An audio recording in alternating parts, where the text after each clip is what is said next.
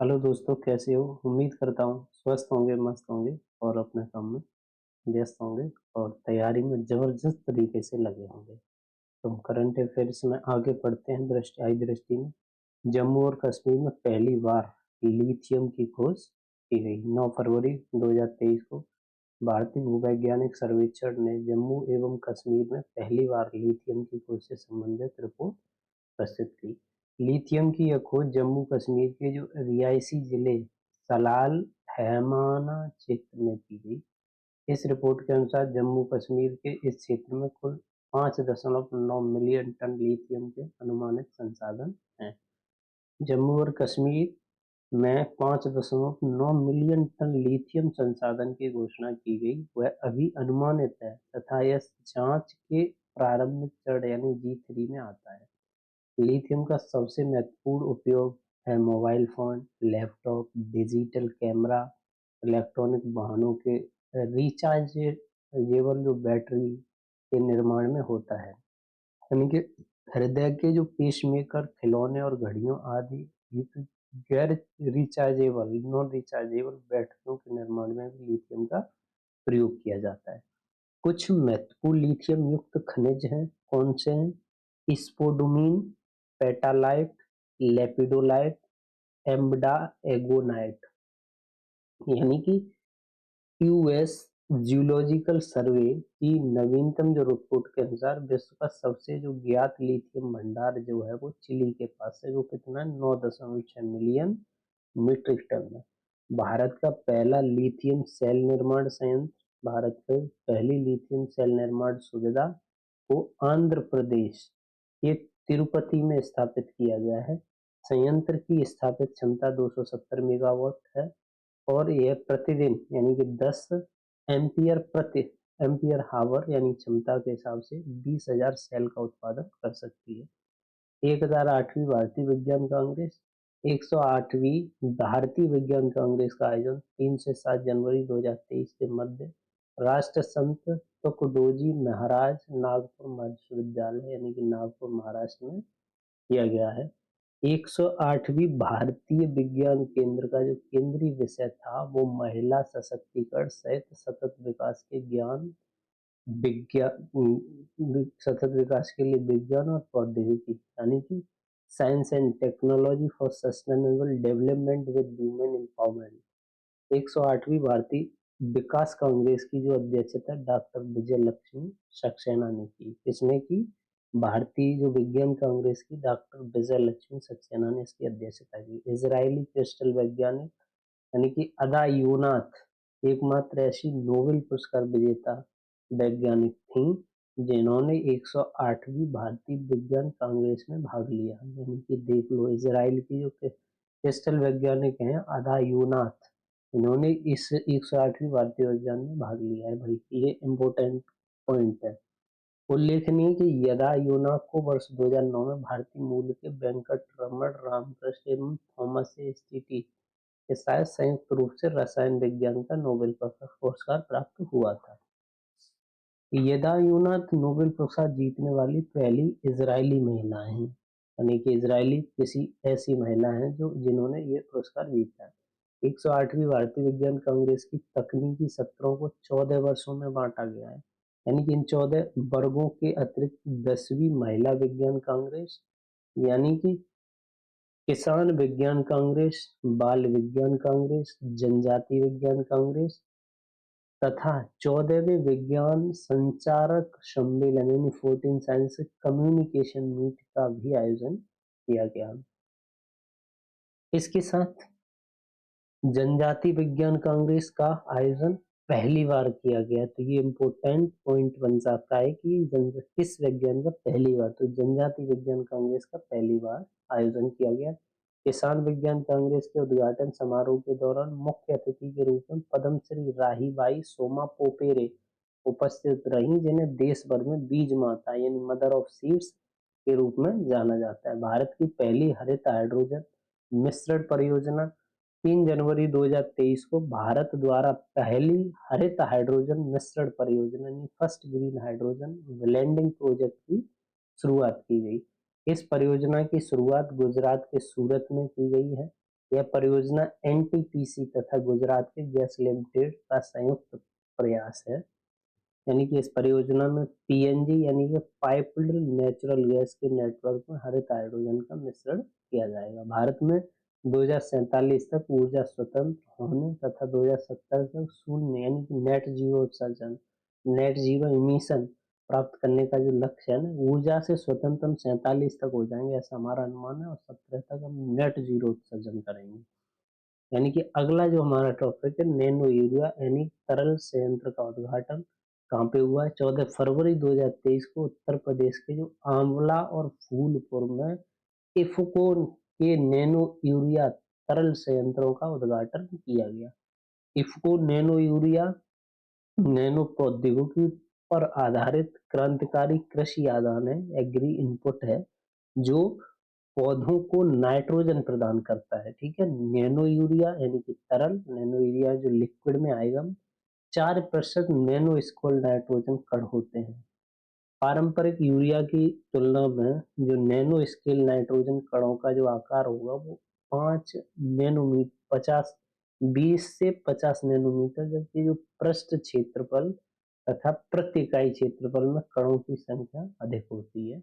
Nano urea leaching एवं गैसीय उत्सर्जन के रूप में कृषि क्षेत्रों में से होने वाले पोषक तत्वों के नुकसान को कम करके पारिस्थितिक पदचिह्न एंड एनवायरमेंट फुटप्रिंट को न्यूनतम रखने में सहायक है। उल्लेखनीय है कि 12 अगस्त 2023 को केंद्रीय गृह मंत्री अमित शाह ने गांधीधाम गुजरात में इफको नैनो डीएपी तरल संयंत्र की आधारशिला रखी। अगर हमने नैनो यूरिया की बात करें तो वो फूलपुर उत्तर प्रदेश में, और अगर डीएपी की बात करें तो वो गांधीधाम गुजरात में। तो ये दोनों ही नैनो डीएपी भी पूछ सकता है, गांधीधाम गुजरात, और ये फूलपुर में उत्तर प्रदेश में वो नैनो यूरिया की बात की जा रही है। ठीक है, आगे हमारा है शरीर एवं स्वास्थ्य विषयक वैज्ञानिक जो गतिविधियां हैं उनके बारे में। जैसे कि वैश्विक तपेदिक रिपोर्ट 2023 क्या कहती है कि 7 नवंबर 2023 को विश्व स्वास्थ्य संगठन द्वारा विश्व तपेदिक रिपोर्ट जारी की गई। यह रिपोर्ट 192 देशों में यानी कि वैश्विक जनसंख्या के 99% से अधिक के टीबी मामलों के आंकड़ों पर आधारित है। यानी कि टीबी के लगभग 99% जो आंकड़े हैं उन पे आधारित है ये रिपोर्ट। रिपोर्ट के अनुसार जैसे कोरोना वायरस बीमारी के बाद विश्व में एक संक्रामक कार्य से होने वाली मृत्यु के मामले में यह टीबी दूसरे नंबर पर, पहले नंबर पर कोरोना, दूसरे नंबर पर संक्रामक में ये तुम्हारा टीबी है। वर्ष 2022 में विश्व स्तर पर टीबी से ग्रसित हुए लोगों की संख्या लगभग 7.5 मिलियन रही है। यानी कि लगभग 75, ऐसे हम कह सकते हैं 75 लाख लोग टीबी से मारे गए। विश्व स्वास्थ्य संगठन द्वारा 1995 से ये प्रारंभ की गई वैश्विक टीबी निगरानी के बाद टीबी से पीड़ित लोगों की ये उच्चतम संख्या, यानी कि 1995 से हम देखें तो ये 22 में जो रिकॉर्ड की गई ये संख्या मैक्सिमम है, इसमें सबसे ज्यादा लोग मारे गए। वर्ष 2022 में टीबी के कारण अनुमानित लगभग 1.30 मिलियन लोगों की मृत्यु हुई। ग्रसित 7.5 है, लेकिन 1.30 मिलियन लोग तो मर चुके हैं। वर्ष 2022 में विश्व स्तर पर अनुमानित जो टीबी का प्रसार दर है, जो प्रतिवर्ष 1 लाख जनसंख्या पर नए मामले हैं वो 133 है। यानी कि एक प्रति 1 लाख जनसंख्या पर कितने प्रति टीबी प्रसार दर 133 थी। ठीक है, पूरे विश्व में टीबी के 2/3 मामले में निम्न 8 देश हैं। पहले नंबर पे भारत, दूसरे पे Indonesia, China, Philippines, Pakistan, Nigeria, Bangladesh, Congo और लोकतांत्रिक गणराज्य। यानी कि भारत 27% टीबी से ग्रसित है। तो ये भाई विचार करने की बात है, थोड़ा ये सोचने की बात है। 22 सितंबर 2023 को तपेदिक पर संयुक्त राष्ट्र की जो दूसरी बैठक यानी उच्च स्तरीय बैठक का आयोजन किया गया। ये ध्यान रहे कि संयुक्त राष्ट्र द्वारा तपेदिक पर पहली उच्च स्तरीय बैठक 2018 में की गई थी और तपेदिक पर दूसरी बैठक 23 में की जा रही है। ठीक है, वर्ष 27 तक टीबी उपचार कवरेज का जो लक्ष्य 90% निर्धारित किया गया है, अर्थात 5 वर्षों की अवधि यानी कि 23 से 27 में वैश्विक रूप से 45 मिलियन लोगों को इसके तहत आच्छादित किया जाएगा, जिसमें 4 मिलियन बच्चे शामिल हैं। 45 लाख इसमें बच्चे हैं, यानी 4.5 करोड़ में, यानी रिपोर्ट के अनुसार 2022 में विश्व स्तर पर टीबी के सर्वाधिक मामले यानी कि भारत में दर्ज किए गए 27%। ध्यान रहे कि 9 दिसंबर 2022 को भारत की राष्ट्रपति द्रौपदी मुर्मू द्वारा प्रधानमंत्री टीबी मुक्त भारत अभियान का भी शुभारंभ किया गया है। 9 सितंबर 2000 प्रधानमंत्री टीबी मुक्त भारत। तो भारत सरकार द्वारा वर्ष 2025 तक टीबी उन्मूलन का लक्ष्य निर्धारित किया गया है। भाई जो टीबी उन्मूलन के वैश्विक लक्ष्य वर्ष 2030 से 5 वर्ष कम है, यानी कि भारत ने 2025 के हम टीबी से 2025 तक फ्री हो लेंगे, लेकिन विश्व ने क्या कि हम विश्व को 2030 तक फ्री कर देंगे। लेकिन भाई इतने मामले आ रहे हैं, कहाँ से पॉसिबल होगा। प्रधानमंत्री टीबी मुक्त भारत अभियान के तहत निक्षय मित्र पहल के माध्यम से टीबी मरीजों को गोद लिया जाता है, जिससे उनकी देखभाल और इलाज में सहायता हो सके। निक्षय का अभिप्राय है टीबी को समाप्त करने से है। भारतीय पोल्ट्री क्षेत्र एवियन यानी इन्फ्लुएंजा से मुक्त। 13 अक्टूबर 2023 को पेरिस यानी फ्रांस विश्व पशु स्वास्थ्य संगठन द्वारा भारतीय पोल्ट्री क्षेत्र के अत्यधिक रोगजनक एवियन इन्फ्लुएंजा से मुक्त होने की भारत की स्वघोषणा को मंजूरी प्रदान कर दी गई है। विश्व पशु स्वास्थ्य संगठन द्वारा यह मंजूरी विश्व अंडा दिवस के अवसर पर प्रदान की गई। भारत अब अत्यधिक संक्रामक एवियन इन्फ्लुएंजा या बर्ड फ्लू से मुक्त हो गया है, यानी कि aviation influenza, bird flu aviation पक्षी इन्फ्लुएंजा फ्लू प्रकार ए विषाणु के संक्रमण के कारण होने वाली बीमारी को बताता है। ठीक है। R21 यानी मैट्रिक्स एम द्वितीय मलेरिया रोधी टीका, यानी कि मलेरिया का R21 बोलो या मैट्रिक्स एम बोलो, ये मलेरिया का दूसरा टीका है। ठीक है। यानी कि 2 अक्टूबर 2023 को विश्व स्वास्थ्य संगठन ने बच्चों में मलेरिया की रोकथाम होते नए टीके का प्रयोग की सिफारिश की। इस टीके का नाम R21 या फिर मैट्रिक्स एम भी बोल सकते हैं। यह मलेरिया का दूसरा ऐसा टीका है जिसके प्रयोग की सिफारिश WHO ने की। यानी कि उल्लेखनीय है कि इसके पहले 2021 में WHO ने RTS या SASO1 व्यावसायिक नाम मॉस्क्यूरिस नामक टीके की व्यापक सिफारिश की थी WHO ने RTS की। अब अपने R21 की है। R21 मैट्रिक्स एम टीके को जो ऑक्सफोर्ड विश्वविद्यालय है ना यूके में, ये जेनर इंस्टीट्यूट और सीरम इंस्टीट्यूट ऑफ इंडिया द्वारा विकसित किया गया है। क्या बात है, इंडिया भी है इसमें। साथ ही इस टीके के विकास में EDCTP यानी कि European and development country clinical trials partnership यानी कि वेलकम ट्रस्ट और यूरोपीय निवेश बैंक ने भी सहयोग दिया है। इस टीके के विकास में अमेरिकी जैव प्रौद्योगिकी कंपनी नोवावैक्स इंक एंड एडबुजेंट प्रौद्योगिकी की भी भूमिका रही है। काफी कंपनियां यार इसमें। इस टीके में नोवोवैक्स का जो मैट्रिक्स एम एडजुवेंट शामिल है, एक सोपोनिल आधारित एडजुवेंट है। प्रस्तुत है सोपोनिन आमतौर पर चिली में पाए जाने वाले क्विलाजा सोपोनेरिया या सोपावार पेड़ में प्राकृतिक रूप से पाए जाने वाले यौगिक होते हैं जिनमें अद्वितीय औषधीय गुण होते हैं। उल्लेखनीय है कि एक एडजुवेंट किसी टीके का ऐसा घटक है जो उस टीके के प्रति शरीर की प्रतिरक्षा प्रणाली की प्रतिक्रिया को बढ़ा देता है, जिससे वह टीका अधिक शक्तिशाली या टिकाऊ हो जाता है। अगला है WHO द्वारा रोगी सुरक्षा अधिकार यानी कि चार्टर का अनुमान। रोगी सुरक्षा अधिकार चार्टर का अनावरण किया गया नहीं सितंबर 2023 में विश्व स्वास्थ्य संगठन वर्ल्ड हेल्थ ऑर्गेनाइजेशन द्वारा रोगी सुरक्षा अधिकार चार्टर का अनावरण किया गया, जिसमें जान रहे कि स्वास्थ्य देखभाल की सुरक्षा के संदर्भ में सभी रोगियों के मूल अधिकार को रेखांकित करने वाला प्रथम या रोगी सुरक्षा अधिकार चार्टर है। चार्टर विश्व स्तर पर रोगी सुरक्षा को प्राथमिकता देने, यानी चिंताजनक आंकड़ों को संबोधित करने और प्रणालीगत सुधारों की वकालत करने में महत्वपूर्ण भूमिका का निर्वहन करेगा। याद रहो तो वर्ष 2021 में WHO द्वारा वैश्विक रोगी सुरक्षा कार्य योजना 21 से 23 को अंगीकृत किया, यानी कि वैश्विक रोगी सुरक्षा कार्य योजना कब से कब तक रहेगी, तो 21 से 23 से रहेगी। भारत इस कार्य योजना पर सर्वप्रथम हस्ताक्षर करने वाले देशों में से एक है, यानी कि वैश्विक रोगी सुरक्षा कार्य योजना है जो global patient safety action plan 2021 से 30 तक, इसमें भारत ने पहली बार हस्ताक्षर किया है।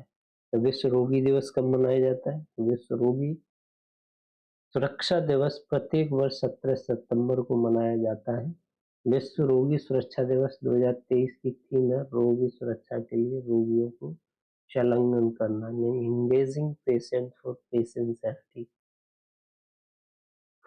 आगे अगला जो हमारा WHO में, यानी कि पारंपरिक चिकित्सा वैश्विक शिखर सम्मेलन 2000, WHO का जो पारंपरिक चिकित्सा वैश्विक शिखर सम्मेलन 17 से 18 अगस्त 2023 गांधीनगर गुजरात में WHO ने पारंपरिक चिकित्सा वैश्विक शिखर सम्मेलन का आयोजन किया। इस शिखर सम्मेलन के आयोजन में संयुक्त रूप से आयुष मंत्रालय, भारत सरकार और विश्व स्वास्थ्य संगठन के द्वारा किया गया।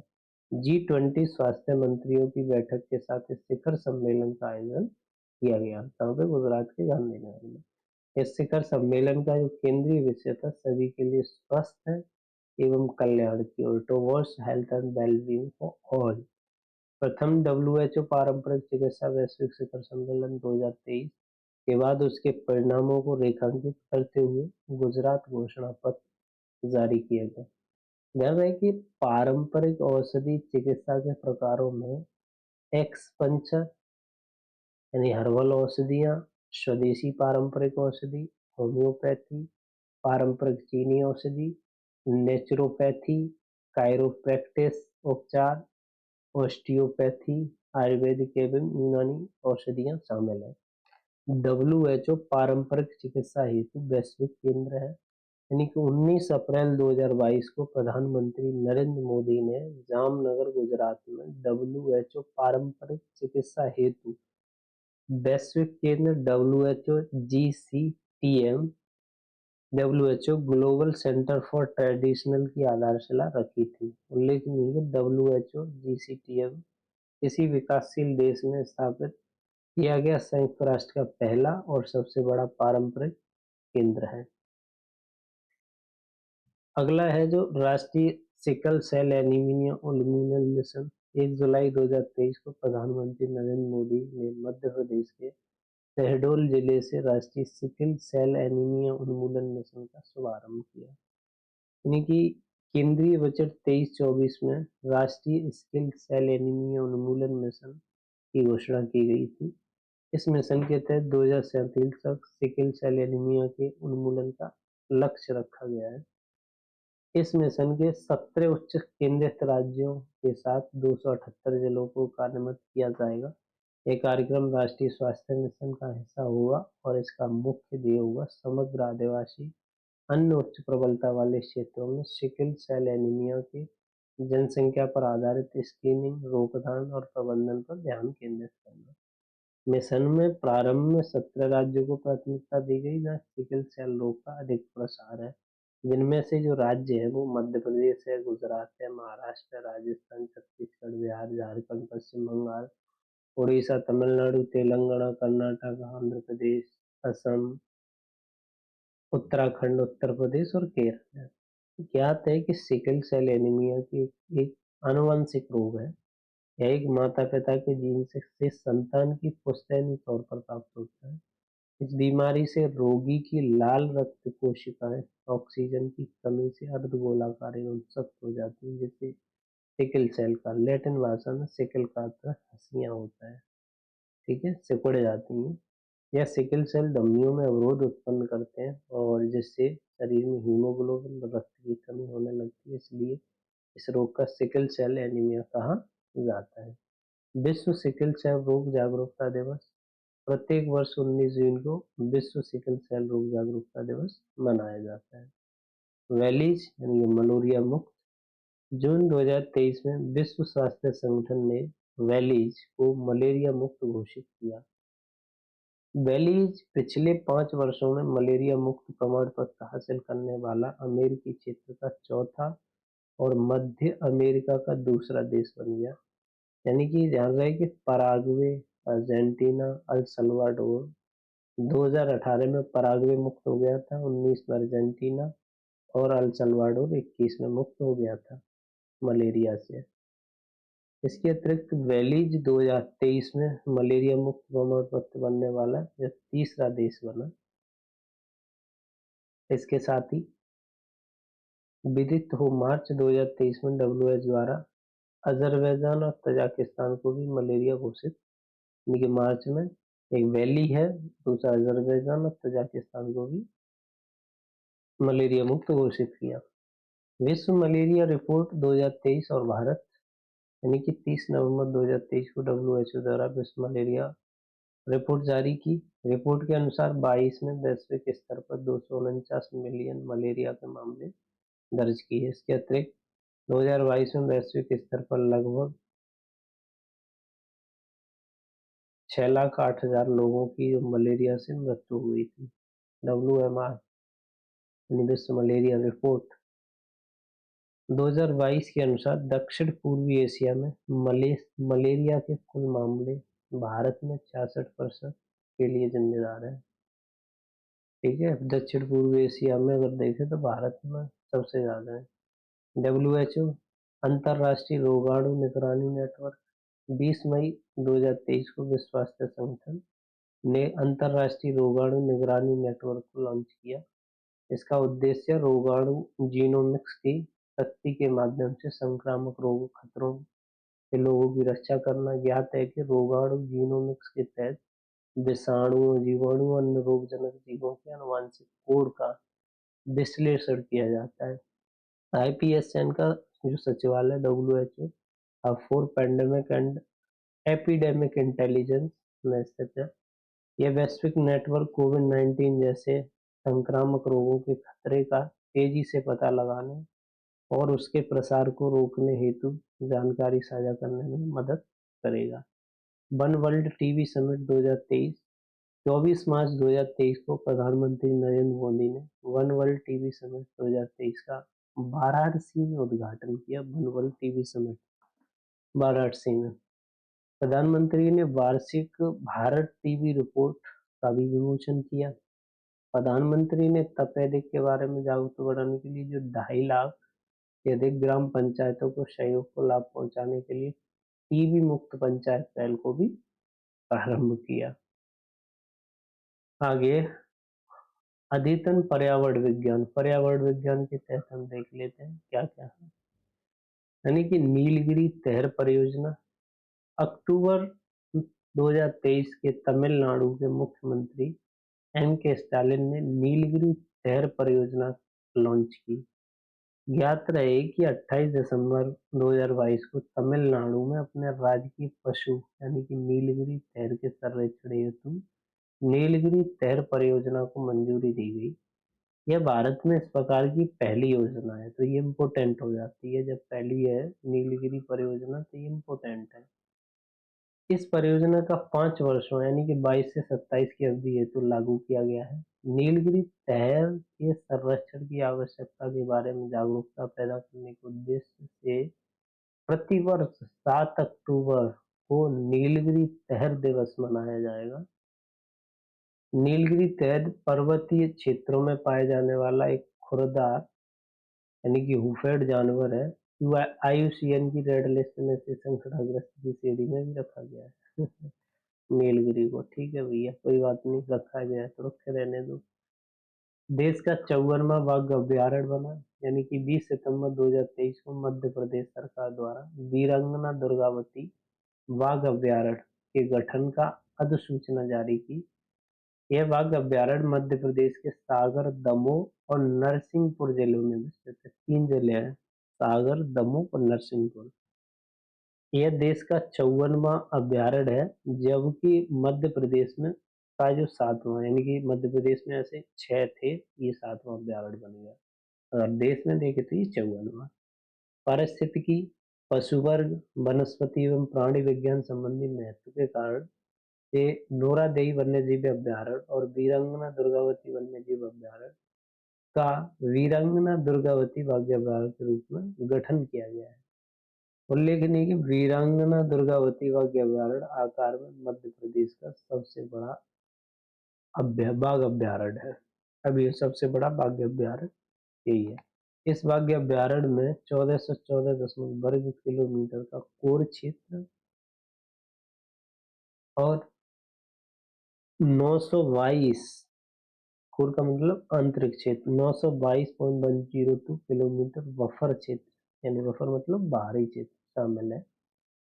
इस प्रकार इस बाघ अभ्यारण्य का जो संपूर्ण क्षेत्रफल हो गया 2339.126 वर्ग किलोमीटर।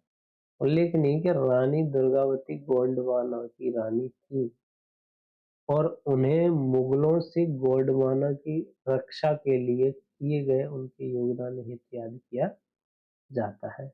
मध्य प्रदेश में 7 कौन कौन से बाघ अभ्यारण्य है? नंबर 1 कान्हा बाघ अभ्यारण्य, नंबर 2 ये अधिसूचना 2007 में, सतपुड़ा 2007 में, संजय धोरी 2011 में, पेच अभ्यार बाघ अभ्यारण्य 2007 में, बांधवगढ़ 2007 में और पन्ना 2007 में और वीरांगना ये 2023। साथ में बहुत सारे 1 2 3 3 2 5 5 अभ्यारण्य तो साथ में ही अधिसूचित किए गए थे, 11 में और बाकी 23 में। क्या बात है। नमो 108 कमल की एक नई प्रजाति है। नमो भारत सबसे तेज ट्रेन है, तो ये नमो तो वही चलेगा ना। नमो 108 कमल की एक नई प्रजाति, यानी कि 19 अगस्त 2023 को केंद्रीय विज्ञान एवं प्रौद्योगिकी राज्य मंत्री यानी स्वतंत्र जितेंद्र सिंह ने कमल के पुष्प की नई प्रजाति का अनावरण किया।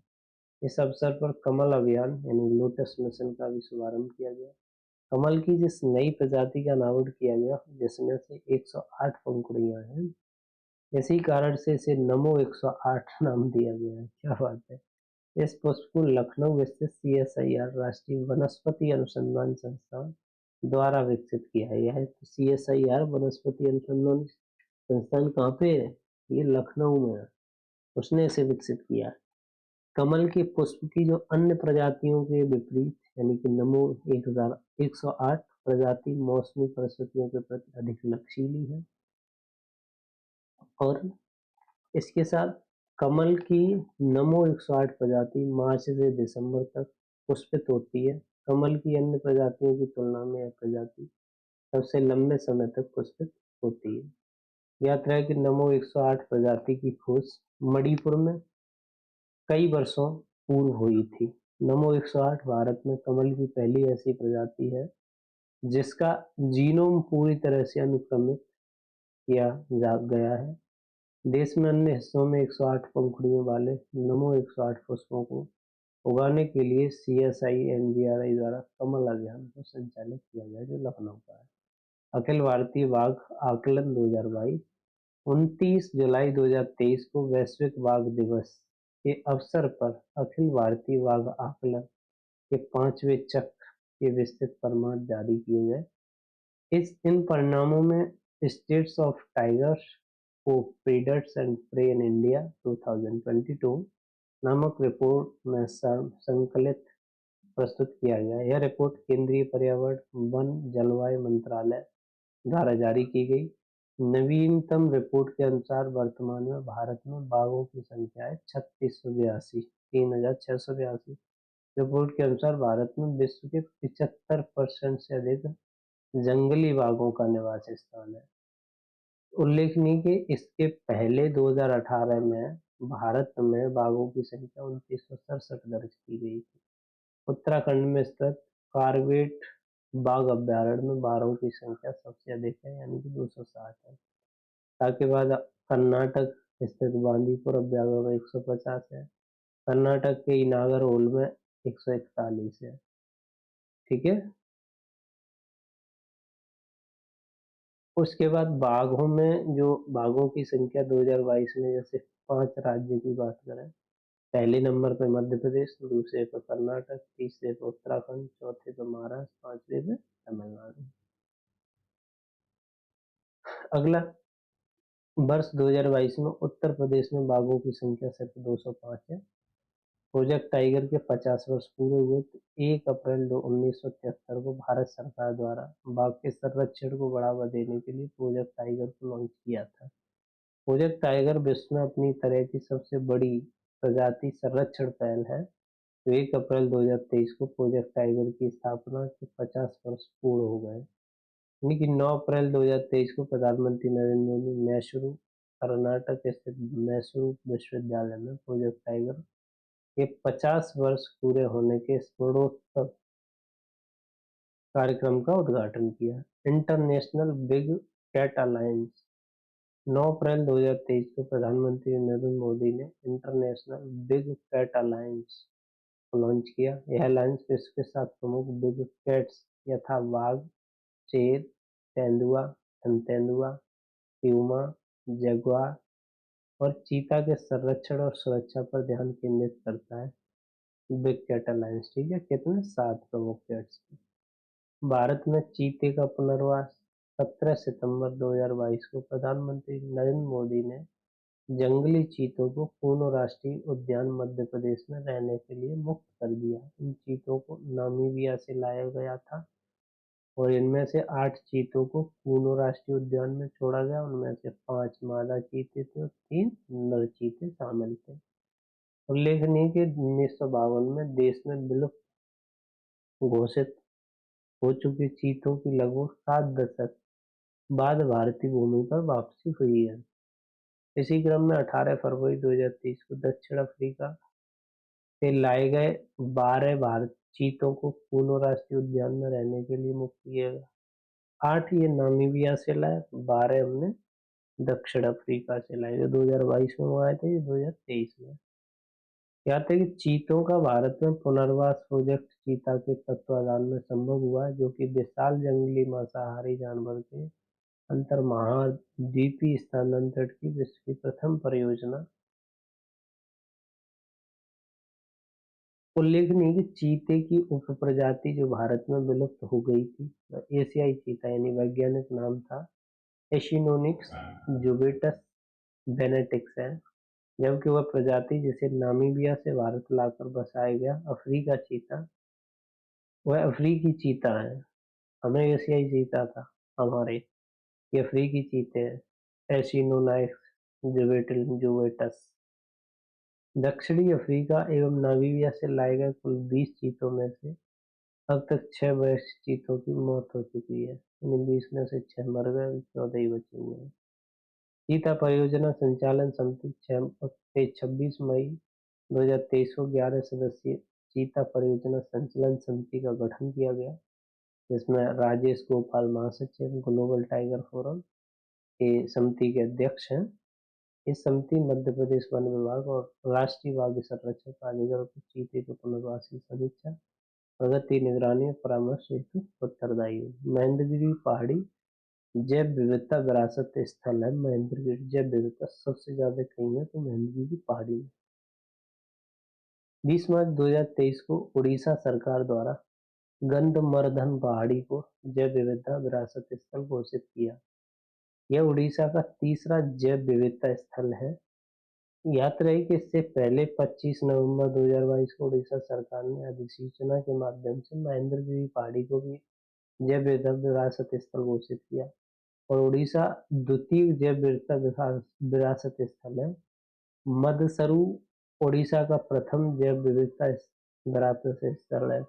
पहला है मदसरू, दूसरा महेंद्रगिरी और तीसरा तुम्हारा ये जो महेंद्रगिरी महेंद्रगिरी पहाड़ी। गौरतलब है कि 22 नवंबर 2022 को तमिलनाडु सरकार ने अरिट्टापट्टी को तमिलनाडु का पहला, तमिलनाडु की अरिट्टापट्टी है, महेंद्रगिरी तुम्हारी उड़ीसा की है।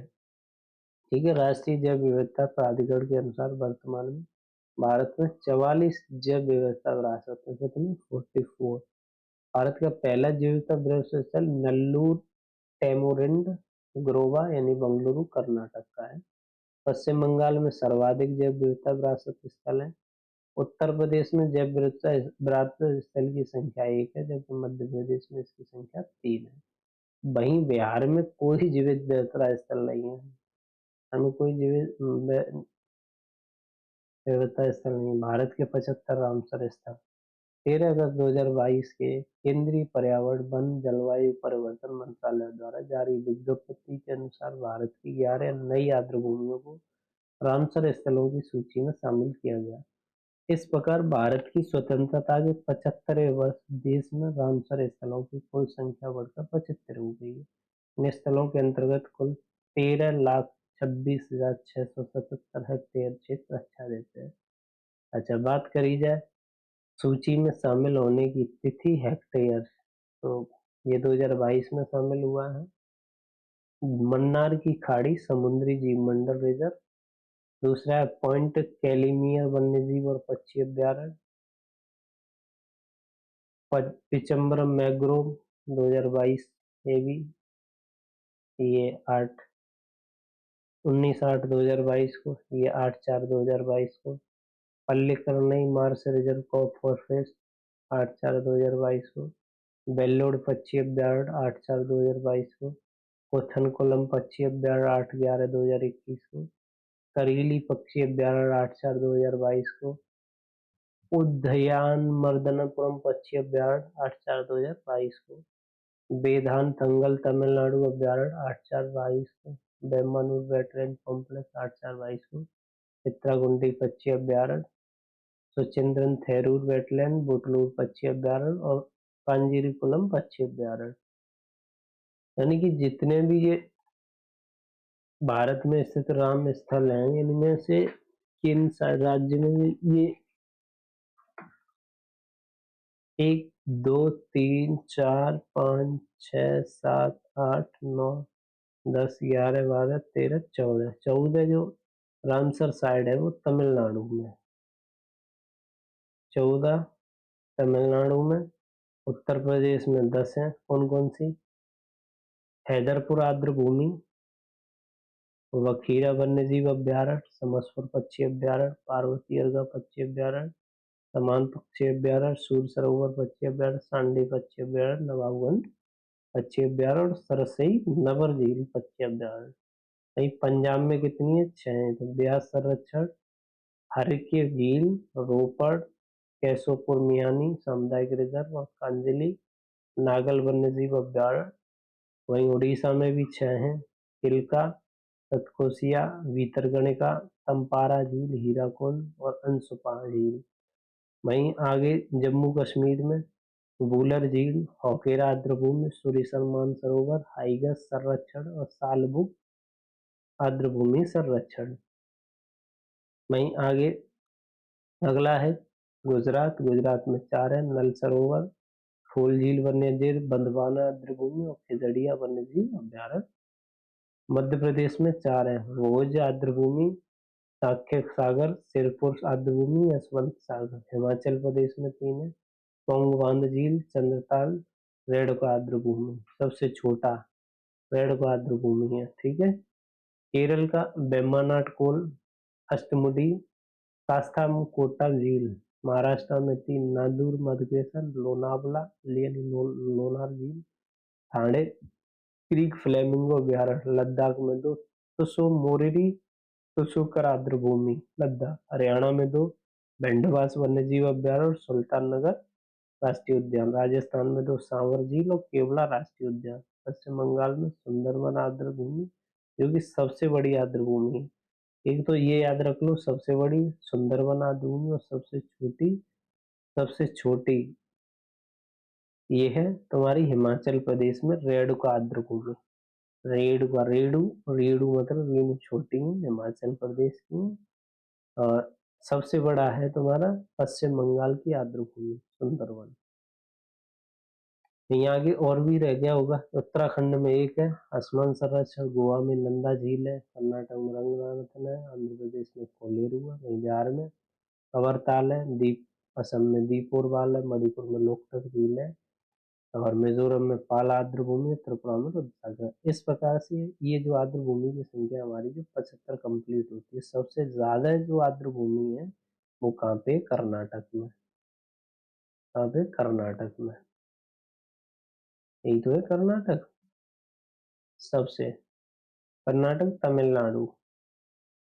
तमिलनाडु की राजधानी कर्नाटक ही तो होती है, तो तमिलनाडु में सबसे ज्यादा कितनी है? वो 14 है तमिलनाडु में। तमिलनाडु यानी कितनी? 14। 14 आर्द्रभूमि है। उसके बाद उत्तर प्रदेश में, फिर उड़ीसा, फिर उत्तर प्रदेश, फिर पंजाब, फिर पंजाब के बाद उड़ीसा। तो चार तो याद ही रख लो। पहले कर्नाटक, कर्नाटक,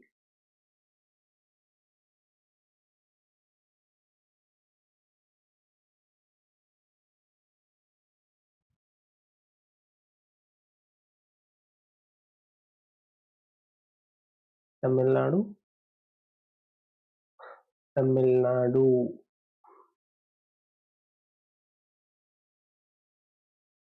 तमिलनाडु, फिर यूपी,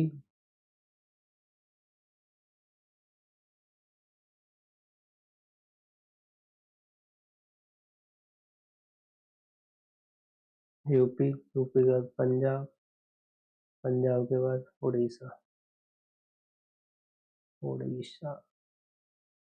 ये नाम सर साइड है, ठीक है। आर्द्रभूमि जो भी है, रक्षा विज्ञान के बारे में। आईएनएस इम्फाल भारतीय नौसेना समिति का, भारतीय आईएनएस जो इम्फाल है भारतीय नौसेना में शामिल हुआ।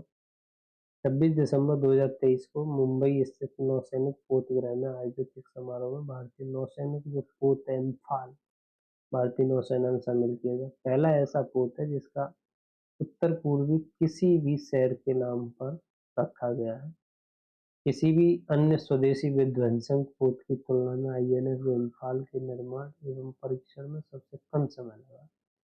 भारतीय नौसेना में तैनाती से पहले इस पोत से विस्तारित जो रेंज वाली जो ब्रह्मोस मिसाइल का परीक्षण सफलतापूर्वक संपन्न किया गया। यह पोत परमाणु, जैविक और रासायनिक युद्ध की स्थितियों से लड़ने के लिए सुसज्जित है। गौरतलब कि आईएनएस इम्फाल यानी परियोजना 15B के तहत निर्मित तीसरा युद्ध पोत है। परियोजना 15B के तहत निर्मित किए जा रहे 4 पोतों का वितरण में, जैसे कि आईएनएस विशाखापट्टनम कहाँ पे कौन निर्माता है? Mazagaon dock limited. 21 नवंबर 2009 नौसेना में शामिल होने की थी 21 नवंबर 2021 को।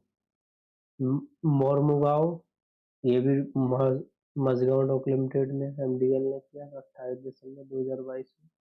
आईएनएस इम्फाल जो है 26 दिसंबर 2023 को शामिल होगा। एक और रह गया है आईएनएस सूरज। ये परियोजना 15B के तहत है। 4 थे, 4 में से 3 बन चुके हैं, विशाखापट्टनम, मोरमुगांव, इम्फाल, एक रह गया सूरत।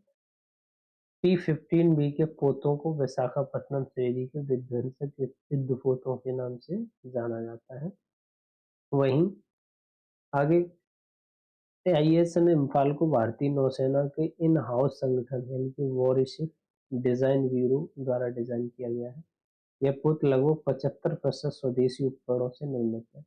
इस पोत की जो लंबाई 163 मीटर, चौड़ाई 17 मीटर और वजन 7400 टन है। यह पोत 30 समुद्री मील के अधिकतम गति प्राप्त करने में सक्षम है। अगला है समर वायु रक्षा मिसाइल प्रणाली।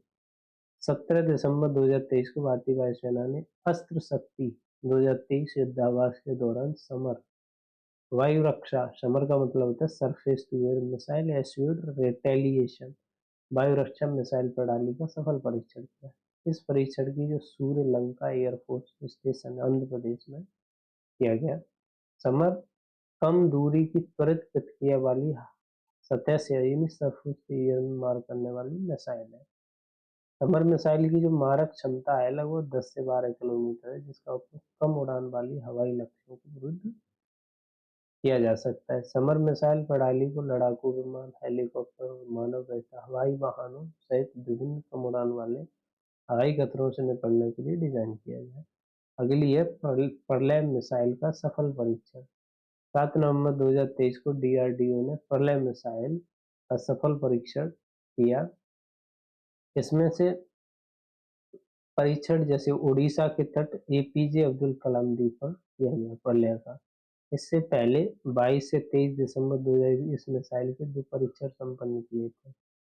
प्रलय एक सामरिक यानी कि लघु दूरी की बैलिस्टिक मिसाइल है, शॉर्ट रेंज बैलिस्टिक मिसाइल। यह एक स्वदेशी नई पीढ़ी की सतह से सतह पर मार करने वाली मिसाइल है।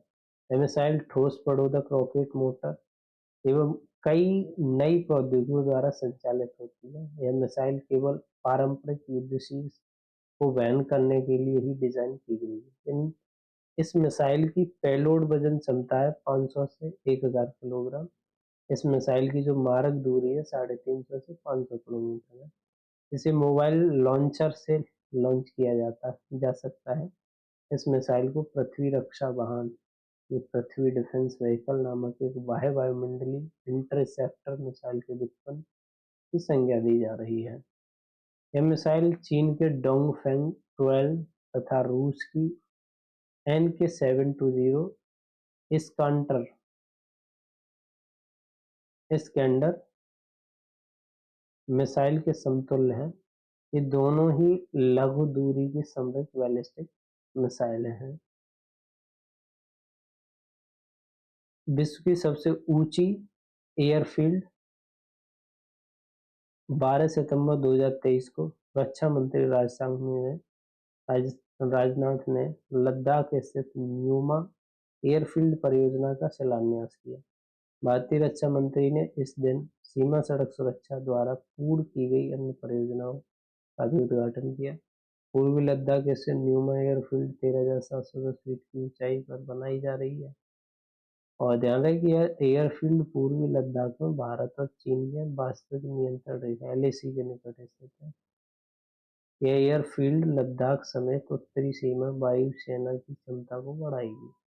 उल्लेखनीय कि न्यूमा एयरफील्ड लद्दाख में तीसरा लड़ाकू एयरबेस होगा। लेह और थोइस को 2 एयरबेस पहले से ही लड़ाकू विमानों के संचालन में सक्षम है। आगे नेचफू सुरंग 12 सितंबर 2023 को केंद्रीय रक्षा मंत्री ने अरुणाचल प्रदेश में नेचफू सुरंग का उद्घाटन किया। यह सुरंग लगभग 500 मीटर लंबी है। यह सुरंग निर्माणाधीन सेला सुरंग के साथ रणनीति की दृष्टि के महत्वपूर्ण तवांग क्षेत्र में हर मौसम में कनेक्टिविटी प्रदान करती है। IL-38 सी ड्रैगन सेवा मुक्त 31 अक्टूबर 2023 को लंबी दूरी की समुद्री गश्त यानी टोही निगरानी विमान IL-38 सी ड्रैगन को भारतीय नौसेना ने सेवा मुक्त कर दिया। क्या समझाओ, तुम्हारा कोई काम नहीं है। IL-38 विमान के सेवानिवृत्त होने के उपरांत अमेरिका की बोइंग कंपनी द्वारा P-8I विमान, इसका अमेरिका का जो P-8I विमान है वो इसका स्थान लेगा। इल्यूजन 38 सी ड्रैगन को संक्षिप्त नाम है IL-38 सी ड्रैगन से नाम से जाना जाता है। इसका इल्यूजन 38 सी ड्रैगन नाम है इसका। IL भी कहते हैं। IL सी ड्रैगन एक समुद्री गश्ती विमान तथा पनडुब्बी रोधी युद्ध विमान है। IL-38 विमान को पूर्व सोवियत संघ द्वारा डिजाइन, निर्मित एवं विकसित किया गया था, यानी कि रसिया ने इसे विकसित किया था। 1 अक्टूबर 1977 को IL-38 सी ड्रैगन को भारतीय नौसेना ने स्क्वाड्रन यानी कि INS 3015 में शामिल किया था। एंटी ड्रोन प्रणाली इंद्रजाल। सितंबर 2023 में भारत में प्रथम कृत्रिम बुद्धिमत्ता सक्षम एंटी ड्रोन प्रणाली यानी कि इंद्रजाल का अनावरण किया गया। इंद्रजाल को हैदराबाद स्थित निजी क्षेत्र की कंपनी यानी कि ग्रीन रोबोटिक्स द्वारा निर्मित विकसित किया गया है। इंद्रजाल स्वायत्त एंटी ड्रोन प्रणाली शत्रु पक्ष के ड्रोनों का पता लगाने, उन्हें ट्रैक करने, उन्हें निष्क्रिय करने में सक्षम है। इंद्रजाल प्रणाली 360 डिग्री सुरक्षा प्रदान करती है जो 4000 वर्ग किलोमीटर तक के क्षेत्र की सुरक्षा कर सकती है।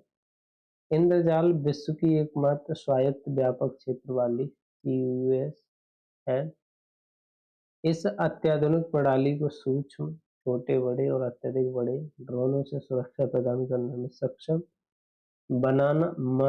माना जाता है, जो भारतीय रक्षा प्रौद्योगिकी में एक महत्वपूर्ण प्रगति का संकेत है।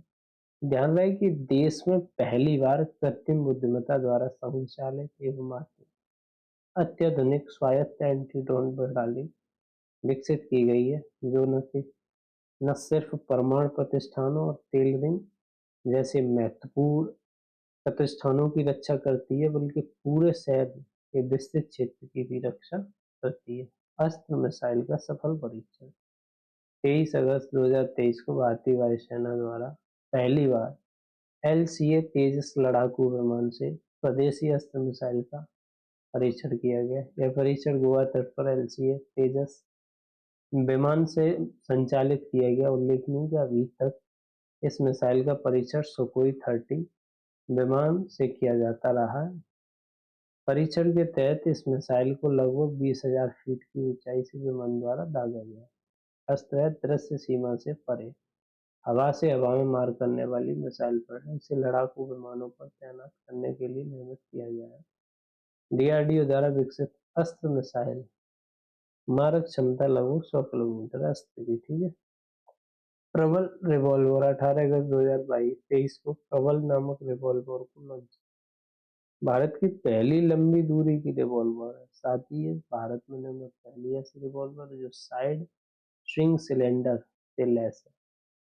प्रबल रिवॉल्वर का निर्माण कानपुर में स्थित advance weapon and equipment India limited द्वारा किया गया। 0.32 बोर की इस रिवॉल्वर की जो मारक क्षमता है वो 50 मीटर तक है। पहले की मारक क्षमता देश में उपलब्ध अन्य रिवॉल्वरों की क्षमता के दोगुनों से भी अधिक है। उल्लेखनीय कि अभी तक जितनी भी रिवॉल्वर बाजार में उपलब्ध है उनकी मारक क्षमता 20 मीटर तक ही है। प्रबल रिवॉल्वर बेहद हल्की है और इसका वजन लगभग 675 ग्राम है। इस रिवॉल्वर के निर्माण में अत्यधिक मेटल इंजेक्शन मोल्ड प्रौद्योगिकी का प्रयोग किया गया है।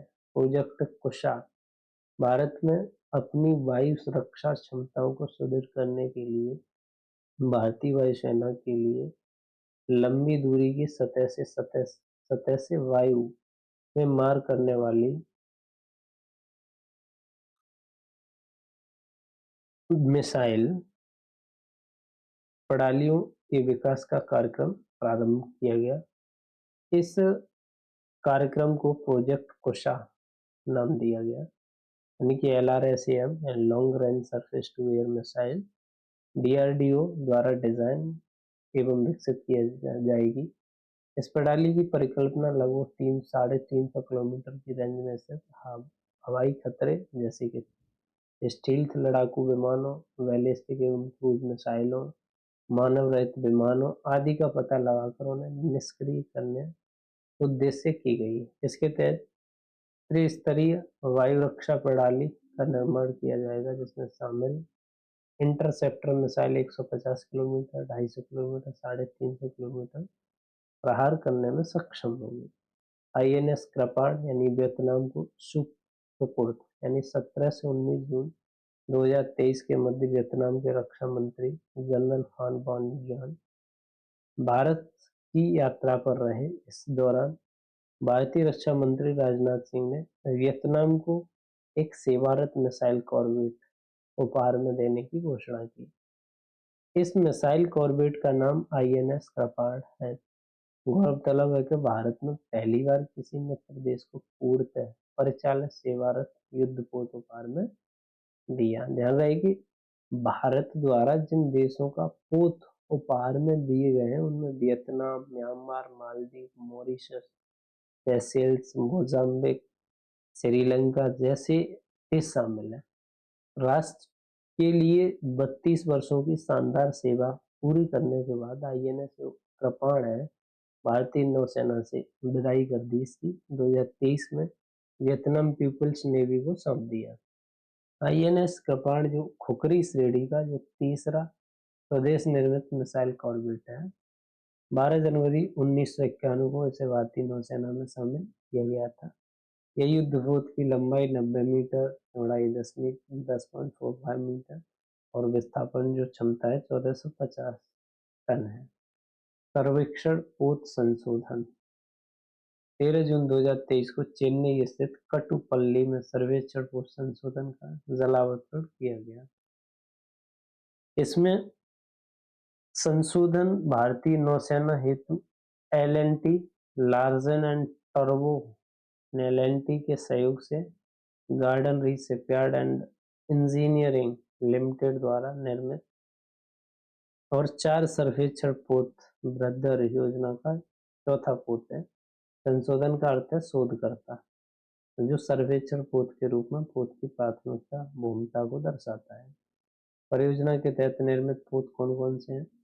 पहले INS संधायक जो जल में उतारा गया 21 में, INS निर्देशक 2022 में 26 मई को, INS शिक्षक 26 नवंबर 2022 को और INS संशोधक 13 जून 2023 को उतारा गया है। ठीक है। सर्वेक्षण पोत बृहद परियोजना के तहत निर्मित पोत 110 मीटर लंबे, 14 मीटर चौड़े और 300 टन वजनी होंगे और इसमें लगभग 235 कर्मी सवार हो सकते हैं। इस पोतों को 14 समुद्री मील की क्रूज गति और समुद्री मील की अधिकतम गति पर परिचालित करने की डिजाइन किया गया है। गौरतलब है कि सर्वेक्षण पोत बृहद परियोजना में लागत आधार 80% से अधिक स्वदेशी सामग्री प्रयुक्त की गई है। ध्यान रहे कि 4 दिसंबर 2023 को सर्वेक्षण पोत परियोजना के प्रथम पोत यानी संधायक को भारतीय नौसेना को सौंप दिया था। 4 दिसंबर 2023। अगली है अग्नि प्राइम का परीक्षण। 7 जून 2023 को नई पीढ़ी की बैलिस्टिक मिसाइल अग्नि प्राइम का सफलता पूर्वक परीक्षण या उड़ान किया गया। इस परीक्षण को केंद्रीय रक्षा मंत्रालय के तहत रक्षा अनुसंधान और विकास संगठन द्वारा संपन्न किया। यह सफल परीक्षण उड़ीसा के बालासोर स्थित डॉक्टर APJ अब्दुल कलाम द्वीप पर किया गया था। गौरतलब कि इस मिसाइल के 3 सफल विकासात्मक परीक्षणों के पश्चात उपयोगकर्ताओं द्वारा किया गया। पहला प्री इंडक्शन नाइट लॉन्च था। याद रहे कि इस मिसाइल का प्रथम परीक्षण जून 2021 में किया गया था। इसी के साथ अग्नि श्रेणी की सतह से सतह पर मार करने वाली मिसाइलों की अत्यधिक संस्करण है। इसकी मारक क्षमता 1000 किलोमीटर से 2000 किलोमीटर तक है। एक कनस्त्रीकृत मिसाइल है जिसे रोड या रेल प्लेटफॉर्म से लॉन्च किया जा सकता है। एक द्विचरणीय मिसाइल है जिसका वजन 23 से 25 टन है। अग्नि-1 का जो सफल परीक्षण यानी 7 दिसंबर 2023 को उड़ीसा के तट स्थित डॉक्टर APJ अब्दुल कलाम द्वीप से अग्नि-1 मिसाइल का परीक्षण संपन्न हुआ और यह प्रयोक्ता परीक्षण सामरिक बल कमान के तत्वाधान में संपन्न हुआ। याद रहे कि अग्नि-1 की जो लघु दूरी बैलिस्टिक मिसाइल है MB एम्प्रेस भारत का पहला अंतरराष्ट्रीय क्रूज पोत MB एम्प्रेस 5 जून 2023 को केंद्रीय पतंग पोत परिवहन जलमार्ग मंत्रालय भारत के पहले अंतरराष्ट्रीय क्रूज पोत यानी MB प्रेस को हरी झंडी दिखाकर रवाना किया। अंतरराष्ट्रीय यात्रा में MB एम्प्रेस को चेन्नई से श्रीलंका के लिए रवाना किया गया। साथ ही चेन्नई में अंतरराष्ट्रीय क्रूज पर्यटन टर्मिनल का शुभारंभ किया गया। MB एम्प्रेस क्रूज सेवा ने श्रीलंका के 3 बंदरगाह यानी हम्बनटोटा, त्रिकोमाली और कांके संतुराई की यात्रा की। ठीक है, हम्बनटोटा, त्रिकोमाली और कांके संतुराई। वीएमडी इंटरसेप्टर मिसाइल का सफल परीक्षण। 11 अप्रैल 2023 को रक्षा अनुसंधान एवं विकास संगठन यानी डीआरडीओ और भारतीय नौसेना ने समुद्री आधारित बीएमडी इंटरसेप्टर मिसाइल प्रथम उड़ान परीक्षण सफलतापूर्वक संपन्न किया। यह परीक्षण बंगाल की खाड़ी में उड़ीसा तट से किया गया और जिस मिसाइल का परीक्षण किया गया था वह समुद्र आधारित अंतः वायुमंडलीय इंटरसेप्टर मिसाइल है। इस परीक्षण के साथ ही भारत नौसैनिक जलपोत से बीएमडी इंटरसेप्टर मिसाइल के प्रक्षेपण की क्षमता रखने वाले देशों में एक विशिष्ट समूह शामिल होगा।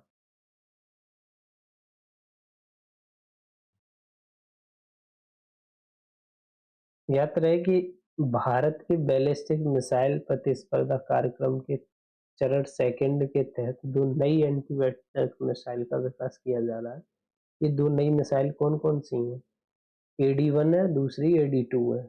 AD-1 यानी कि लॉन्ग रेंज की एक इंटरसेप्टर मिसाइल है। इसे लंबी दूरी की बैलिस्टिक मिसाइल के साथ साथ विमानों के भी अंतः वायुमंडलीय एवं बाह्य वायुमंडलीय अवरोधन के लिए डिजाइन किया गया है।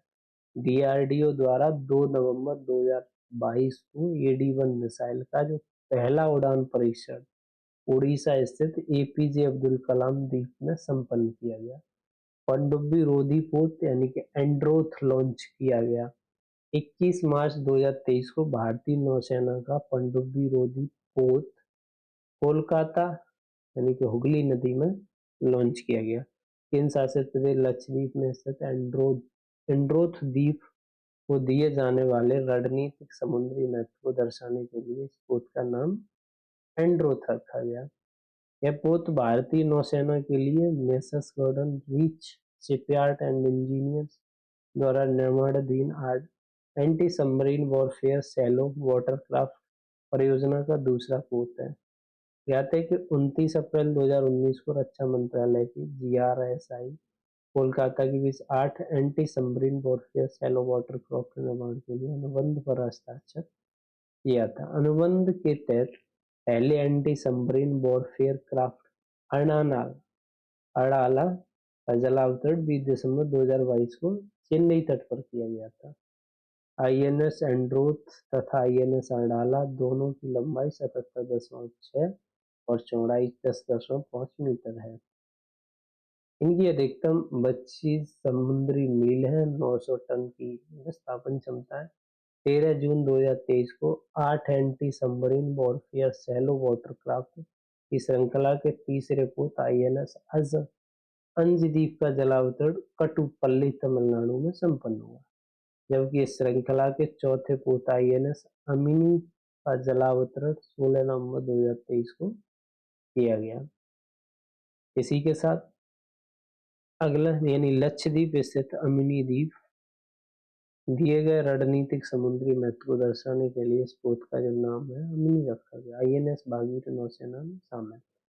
23 जनवरी 2023 को स्कॉर्पिन सेडी की 5वीं स्टील्थ पनडुब्बी INS भागीरथी को मुंबई में भारतीय नौसेना में शामिल किया गया। INS भागीरथी यानी पश्चिमी नौसेना कमान के पनडुब्बी बेड़े का अंग होगी। INS भागीरथी का नामकरण हिंद महासागर के गहरे क्षेत्र में पाई जाने वाली परभक्षी सैंड शार्क के नाम पर किया गया है। इस पनडुब्बी का जो ध्येय वाक्य है साहस, शौर्य और समर्पण। उल्लेखनीय कि नवनिर्मित INS भागीरथी का निर्माण अब निर्मित सभी स्वदेशी पनडुब्बियों को सबसे कम समय में पूरा किया गया है। इसका INS भागीरथी का स्कॉर्पिन सीडी की पहली पनडुब्बी INS कलवरी है, जिसे दिसंबर 2017 में भारतीय नौसेना को दिया गया था। इस सीडी की दूसरी पनडुब्बी खंडेरी है, जो 2019 में नौसेना को दी गई। तीसरी पनडुब्बी करंज है, जो 2021 में दी गई। चौथी पनडुब्बी वेला है, जो 2021 में नवंबर 2021 में शामिल की गई। स्कॉर्पिन सीडी की जो छठवीं एवं अंतिम पनडुब्बी है वो बागसीर है, जो वर्तमान में परीक्षण के चरण में है।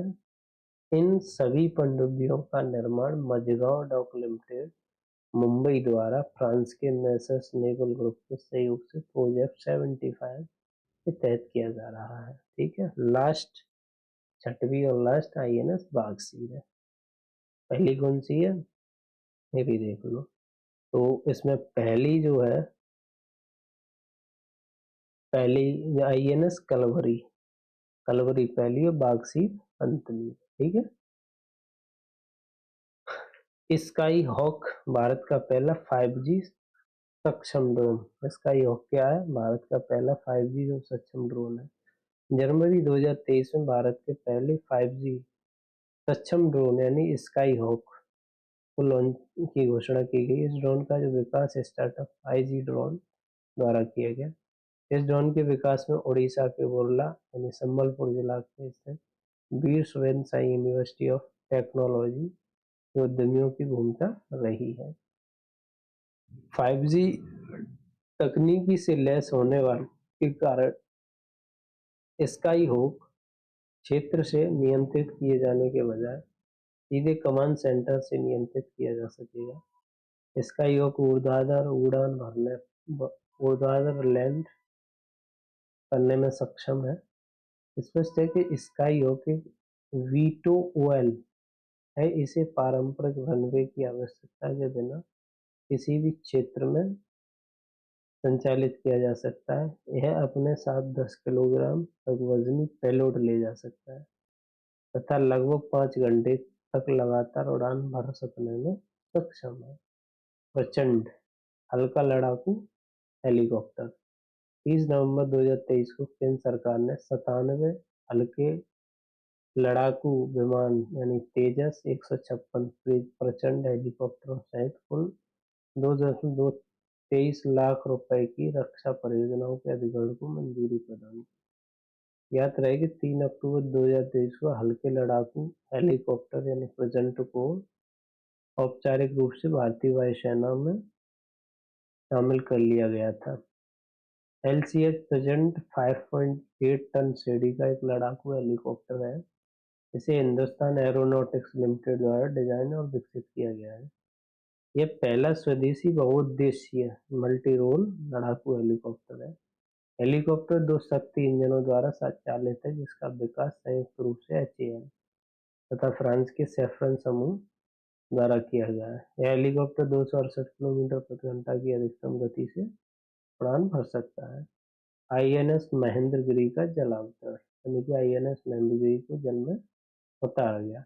1 सितंबर 2023 को प्रोजेक्ट 17A के तहत निर्मित 7वें स्टील युद्धपोत INS महेंद्रगिरी को जल अवतरण यानी अरब सागर में संपन्न हुआ। इससे पहले 17 अगस्त 2023 को प्रोजेक्ट 17A के तहत निर्मित छठे जो स्टील युद्धपोत था INS विध्यांगिरी का जलावतरण संपन्न हुआ था। जबकि 11 सितंबर 2022 को प्रोजेक्ट 17 के तहत P-17A के तहत निर्मित युद्धपोत INS तारागिरी का मुंबई में जलावतरण हुआ था। P-17A के तहत पोतों की सूची जिनका जलावतरण किया जा चुका है वो इस प्रकार है, जैसे कि किन किन का जलावतरण, जैसे नीलगिरी का 2019 में किया गया, MDL नहीं बनाई है, उदयगिरी का 22 में, तारागिरी का 22 में, महेंद्रगिरी का भी 1 सितंबर 2023 को। GRSE ने हिमगिरी का 2020 में, दूनागिरी का 15 जुलाई 2023 और बिंदीगिरी का 17 अगस्त 2023। INS विक्रांत पहला स्वदेशी विमान वाहक पोत। INS विक्रांत का पहला स्वदेशी विमान वाहक पोत 24 मई 2023 को भारतीय नौसेना ने INS विक्रांत पर पहली बार रात में MiG-20 के विमान को लैंड कराकर एक ऐतिहासिक उपलब्धि हासिल की। इससे पहले 6 फरवरी 2023 को पहली बार दिन में MiG-29K और स्वदेशी हल्के लड़ाकू विमान नौसेना को इस पोत पर लैंड कराया गया था। ज्ञात है कि 2 सितंबर 2022 को प्रधानमंत्री नरेंद्र मोदी ने पहले स्वदेशी विमान पोत INS विक्रांत को राष्ट्र को समर्पित किया। आईएनएस विक्रांत का डिजाइन भारतीय नौसेना की अपनी संस्था वारशिप डिजाइन ब्यूरो ने तैयार किया है। इसका निर्माण पत्तन पोत परिवहन और जल मंत्रालय के अधीन सार्वजनिक क्षेत्र की कंपनी कोचिन शिपयार्ड लिमिटेड द्वारा किया गया है। आईएनएस विक्रांत के भारतीय नौसेना में शामिल होने के बाद भारत, संयुक्त राज्य अमेरिका, यूके, फ्रांस, रसिया, चीन सहित घरेलू स्तर पर विमान वाहक पोत डिजाइन और निर्माण की विशिष्ट क्षमता वाले देशों की विशेष समूह में शामिल होगा। आईएनएस विक्रांत भारत के सामुद्रिक इतिहास में निर्मित अब तक का सबसे विशाल युद्धपोत है। ये भारतीय नौसेना हेतु डिजाइन एक निर्मित पहला स्वदेशी विमान वाहक पोत भी है। आईएनएस विक्रांत इस विमान वाहक पोत की लंबाई 262 मीटर और चौड़ाई 61 मीटर है। इस पोत का जो पूर्ण विस्थापन है जो 4300 टन है। अगले इसमें देख लेते हैं कुछ और प्रमुख युद्ध अभ्यास देखते हैं। एक्स बिनवेक्स जो अभ्यास हुआ ये भारत और वियतनाम के बीच हुआ। भारत और वियतनाम के द्विपक्षीय सैन्य अभ्यास था। चौथा संस्करण हनोई वियतनाम में आयोजित किया गया। सूर्य ग्रहण भारत और नेपाल के बीच हुआ। संयुक्त सैन्य परीक्षण था जो 17वां संस्करण था। पिथौरागढ़ उत्तराखंड में आयोजित किया गया। आस्ट्रा हिंद भारत ऑस्ट्रेलिया के बीच आस्ट्रा ऑस्ट्रेलिया और हिंद हिंद मतलब हिंदुस्तान द्विपक्षीय सैन्य अभ्यारण था जो कि द्वितीय संस्करण था। पर्थ ऑस्ट्रेलिया में आयोजित किया गया। भारत कजाकिस्तान का काजिंद संयुक्त और सैन्य अभ्यास था। 7वां संस्करण था। कजाकिस्तान में आयोजित किया गया। बोंगो सागर भारत और बांग्लादेश के बीच द्विपक्षीय नौसैनिक अभ्यास था जिसका संस्करण चौथा था। हरमऊ हरमऊ भारत और मलेशिया इम्पोर्टेंट हो जाएगा। हरमऊ हरमऊ शक्ति कहाँ का है? द्विपक्षीय द्विपाक्षिक उमरोई छावनी मेघालय में। कहाँ पे? उमरोई छावनी मेघालय में। सिम्बेक्स भारत सिंगापुर के बीच में नौसैनिक अभ्यास है जो कि 30वां संस्करण था। 2 चरणों में संपन्न हुआ। कहाँ पे? सिंगापुर में।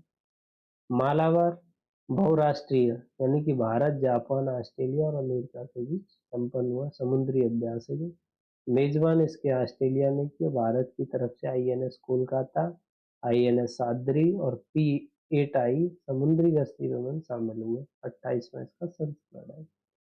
नोमैडिक एलिफेंट भारत और मंगोलिया के बीच नोमैडिक एलिफेंट जो संयुक्त सैन्य अभ्यास है जिसका संस्करण 15वां उलान बटोर मंगोलिया में है। जिम्बेक्स भारत जापान के बीच द्विपक्षीय समुद्री अभ्यास 7वां संस्करण विशाखापट्टनम में आयोजित भारतीय नौसेना के आईएनएस शक्ति द्वारा प्रतिभागित किया गया। एक्वेरियन भारत मालदीव के बीच संयुक्त सैन्य अभ्यास है जिसका 12वां संस्करण है। केवटिया उत्तराखंड में आयोजित किया गया। वहीं अगला अल मोहद अल हिंदी भारत सऊदी अरब के बीच द्विपक्षीय द्वितीय संस्करण अल जुबैल सऊदी अरब में आयोजित किया गया। भारत की तरफ से आईएनएस तरकस ने, आईएनएस सुभद्रा ने और डोर्नियर समुद्री गश्तीपोत ने भाग लिया इसमें। इसके साथ समुद्री शक्ति की बात करें तो भारत इंडोनेशिया द्विपक्षीय चौथा संस्करण इंडोनेशिया में आयोजित। भारतीय नौसेना की तरफ से आईएनएस कवरत्ती, डोर्नियर समुद्री गश्ती विमान और चेतक हेलीकॉप्टर ने भाग लिया इसमें। अजय वॉरियर भारत यूके के बीच संयुक्त सैन्य अभ्यास है 7वां संस्करण टेलीवरी मैदान यूके में आयोजित किया। भारतीय थल सेना की बिहार रेजिमेंट के सैनिकों ने भाग लिया। भारतीय को यानी अजय वॉरियर में। कोप इंडिया है भारत और अमेरिका के बीच द्विपक्षीय अभ्यास है। 6वां संस्करण भारत के वायुसेना स्टेशन कलाईगुड़ा, अनावड़ा और आगरा में आयोजित किया गया। भारतीय वायुसेना की विमान राफेल, तेजस, सुखोई 30 MKI, जगुआर, C-17 और C-130 शामिल है। सिलिनेक्स भारत श्रीलंका के बीच द्विपक्षीय अभ्यास है 10वां संस्करण कोलंबो में संपन्न हुआ। भारतीय नौसेना का प्रतिनिधित्व आईएनएस किल्टान ने किया और आईएनएस सावित्री ने जो गश्ती पोता है। कोबरा वॉरियर ये बहुपक्षीय था, वायुसेना का था। ब्रिटेन में royal air force Wellington force base आयोजित। भारत में मिराज 2000 लड़ाकू विमान, सीगल आईहोस्ट, आईएनएस 78 एयर रिव्यूअर विमान ने भाग लिया। अभ्यास कॉन्कर्ड कोंकण भारतीय नौसेना का लोअर नेवी का अभ्यास है द्वितीय अरब सागर में कोंकण तट पर। आईएनएस त्रिशूल ने इसमें भाग लिया। डेजर्ट फ्लैग बहुपक्षीय अभ्यास है भारतीय वायुसेना का 8वां संस्करण था, संयुक्त अरब अमीरात ने आयोजित किया।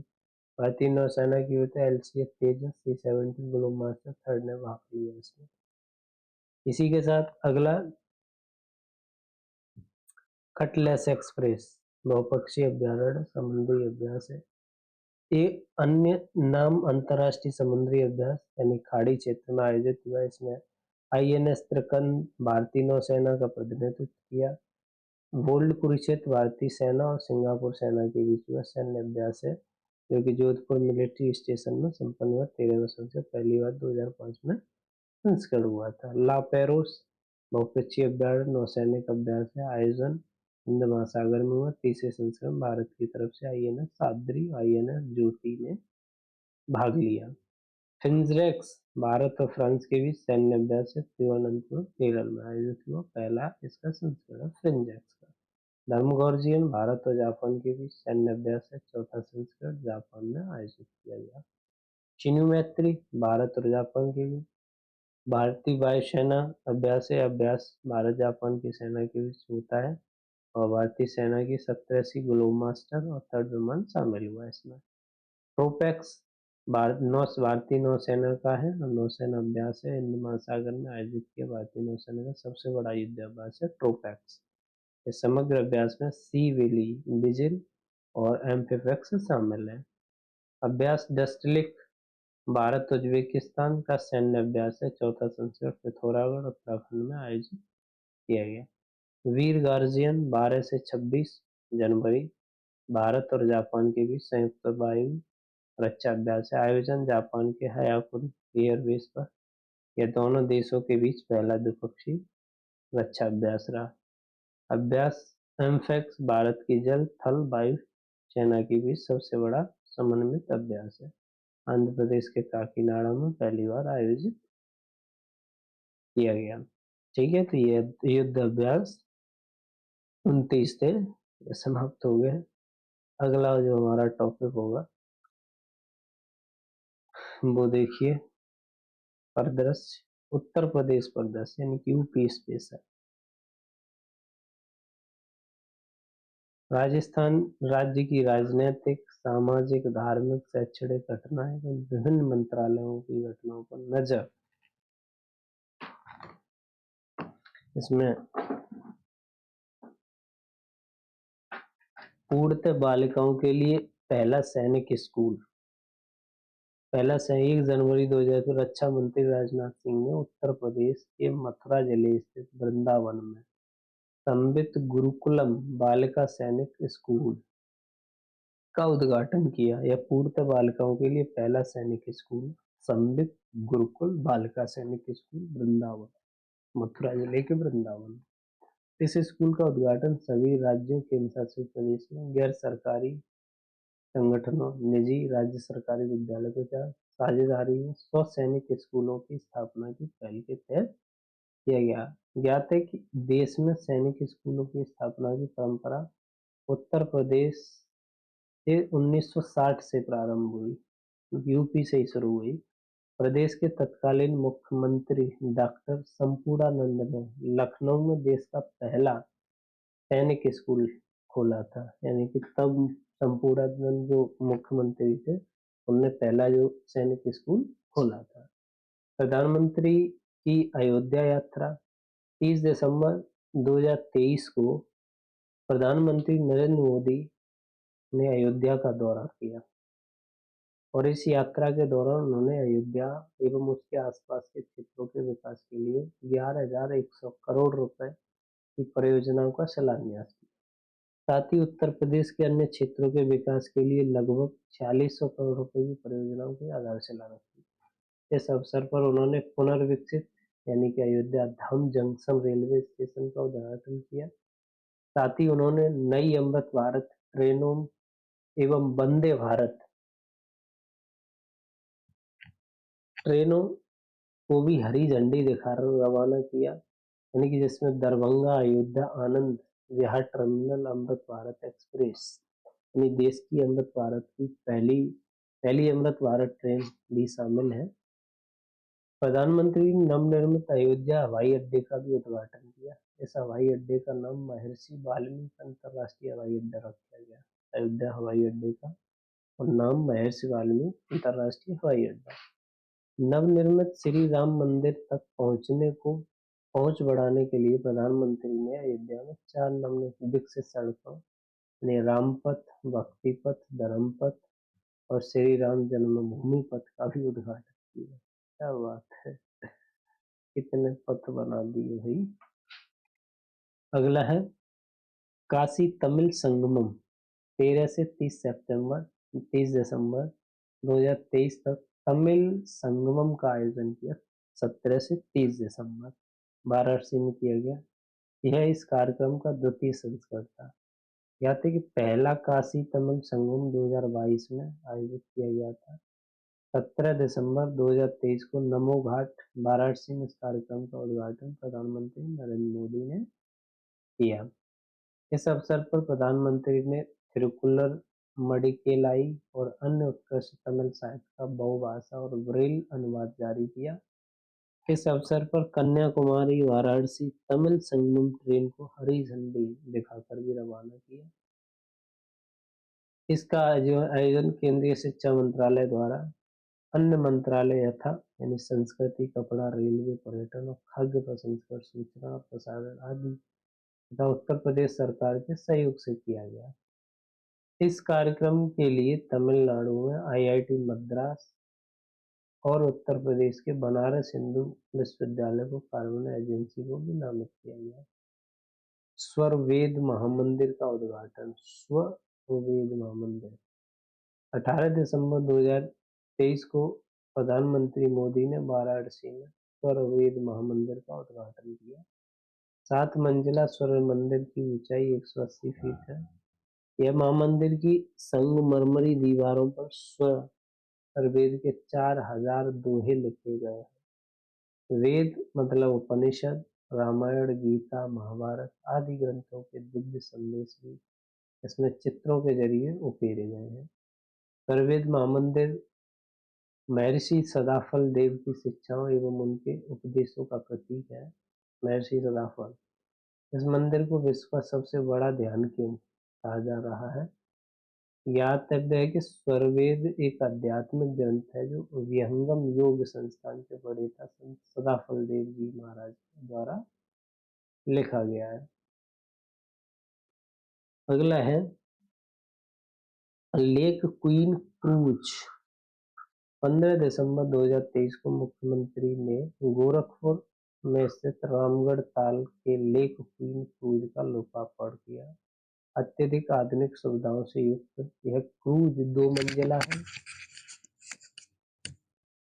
और ज्ञात रहे कि उत्तर प्रदेश में इनलैंड वाटरवे अथॉरिटी अंतर्देशीय जलमार्ग प्राधिकरण के गठन के माध्यम से राप्ती, सरयू, यमुना और गंगा नदी में क्रूज सेवा को बढ़ावा दिया जा रहा है। राप्ती, सरयू, यमुना, गंगा।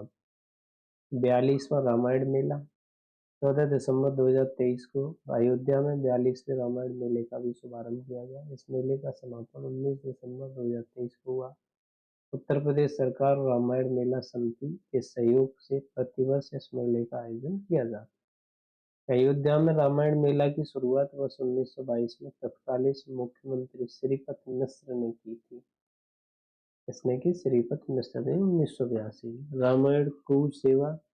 केंद्रीय मंत्री मनसुख मांडविया ने अयोध्या में शीघ्र ही शुरू की जाने वाली रामायण क्रूज सेवा के कार्यान्वयन के लिए आयोजित समीक्षा बैठक की अध्यक्षता की। उत्तर प्रदेश के अयोध्या में सरयू नदी पर पहली लग्जरी क्रूज सेवा होगी।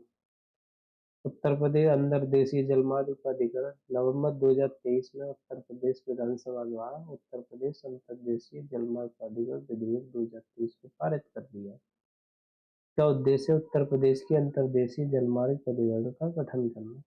इस प्राधिकरण के अध्ययन के रूप में मुख्यमंत्री या तो परिवहन मंत्री को नामित करेंगे या अंतर्देशीय जलमार्ग या पोत परिवहन एवं नेविगेशन, पत्तन, समुद्री मामलों से संबंधित विशेषज्ञ रखने वाले व्यक्तियों में से किसी एक को नियुक्त करेंगे।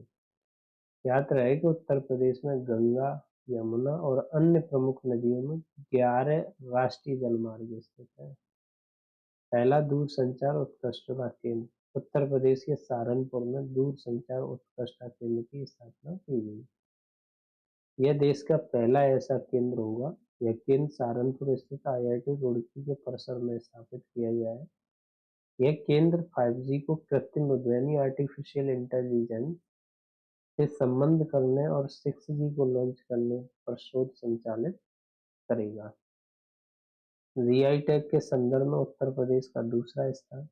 हाल ही में उत्तर प्रदेश के 4 और उत्पादों को जीआई टैग प्रदान किया गया। 4 नए उत्पाद कौन से हैं? बागपत होम फर्निशिंग, अमरोहा ढोलक, कालपी का हस्तनिर्मित कागज और बाराबंकी का हैंडलूम। इसी के साथ उत्तर प्रदेश सर्वाधिक जीआई टैग प्राप्त करने के संदर्भ में दूसरे स्थान पर है। वहीं ध्यान रहे कि तमिलनाडु जीआई टैग प्राप्त करने में पहले स्थान पर है। बागपत होम फर्निशिंग यानी बागपत जनपद यानी कि होम फर्निशिंग कामों के लिए पूरे देश में विख्यात है। चादरें, गद्दे, तौलिए, तकिए उत्पाद यहाँ पर तैयार किए जाते हैं। अमरोहा की ढोलक अमरोहा ढोलकों एवं अन्य बीटिंग वाद्य यंत्रों के निर्माण के लिए प्रसिद्ध है। इन यंत्रों के खोखले ब्लॉक्स के निर्माण के लिए आम, शीशम की लकड़ी का उपयोग किया जाता है, जिन्हें बाद में पशुओं के चमड़े से बढ़ाया जाता है। कालपी का हस्तनिर्मित कागज अपशिष्ट कागज एवं कपड़े से हस्तनिर्मित कागज बनाना कालपी की प्रमुख शिल्प कला है। बाराबंकी का हैंडलूम बाराबंकी जनपद के हैंडलूम के जरिए कपड़ा बनाने की विख्यात विधि है बनाने के लिए विख्यात है। कांगड़ा चाय का जो जीआई टैग है, अप्रैल 2023 में यूरोपीय आयोग द्वारा भारत की अनूठी यानी कांगड़ा चाय के लिए संरक्षित भौगोलिक जीआई टैग प्रदान किया गया। मार्च 2023 में यूरोप आयोग द्वारा इस चाय के लिए संरक्षित भौगोलिक जीआई संकेत प्रदान करने की अधिसूचना जारी की, जो 11 अप्रैल 2023 को प्रभावी है। कांगड़ा चाय हिमाचल प्रदेश को 2005 में भारतीय जीआई टैग प्रदान करी, यानी कि पहले तमिलनाडु, दूसरे सबसे जीआई टैग किसे मिले? तमिलनाडु को, और दूसरे नंबर उत्तर प्रदेश को। अयोध्या उत्तर प्रदेश के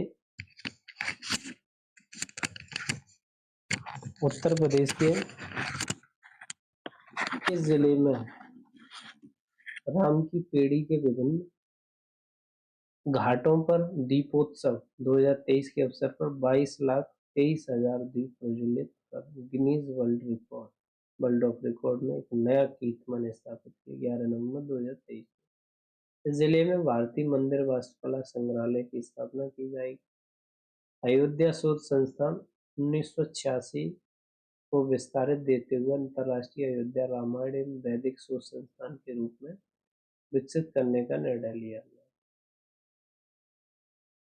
इसमें मंत्रिमंडल द्वारा उत्तर प्रदेश श्री अयोध्या तीर्थ विकास परिषद के गठन का प्रस्ताव पारित किया गया। सौम्या माथुर 1 नवंबर 2023 को सौम्या माथुर पूर्वोत्तर रेलवे के महाप्रबंधक के रूप में पदभार ग्रहण किया। ये पूर्वोत्तर रेलवे की पहली महिला महाप्रबंधक है। उल्लेखनीय कि पूर्वोत्तर रेलवे जोन मुख्यालय इसका गोरखपुर में स्थित है। प्रदेश में जनजातीय संग्रहालय 31 अक्टूबर 2023 को प्रदेश सरकार द्वारा प्रदत्त स्वीकृति के अनुसार उत्तर प्रदेश के मिर्जापुर, सोनभद्र, महाराजगंज जिले में जनजातीय संग्रहालय की स्थापना की जाएगी।